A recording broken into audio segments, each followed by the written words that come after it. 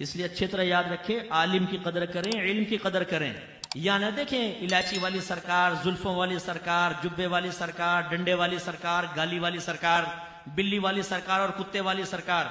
आजकल हम लोगों का मसला हल हो जाए तो वो बाबा सबसे ऊंचा होता है। दाढ़ी है ही नहीं, बड़ी बड़ी जुल्फे हैं, अंगूठियां चढ़ाई हुई हैं जैसे, तो एक एक उंगली में तीन तीन, जैसे ये एक विलायत के दर्जा, दूसरा, तीसरा, फिर हम गिनते हैं तीसरी अंगूठियां, गले में मालाएं हैं, डंडा हाथ में है, काला जुब्बा पहना हुआ है, नमाज की फिक्र नहीं है, पत्नी नहाया भी कब है, गुस्ल जनाबत के मसाइल आते नहीं आते। बच्चा तू कुछ परेशान लगता है। बाबा परेशान, ले इलायची खा ले, तेरे मसले हल हो जाएंगे। इलायची खा ली, अगले दिन नौकरी लग गई, फर्ज कर लो, ओह इलायची वाली सरकार जिंदाबाद। सारे उलमा तो चने बेच रहे हैं, बाबा है पहुंचा हुआ, बाबा जी पहुंच, बाबा ने इलायची खिलाई, बच्चा पैदा हो गया।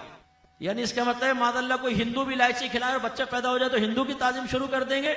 असल है इल्म, इल्म की ताजीम।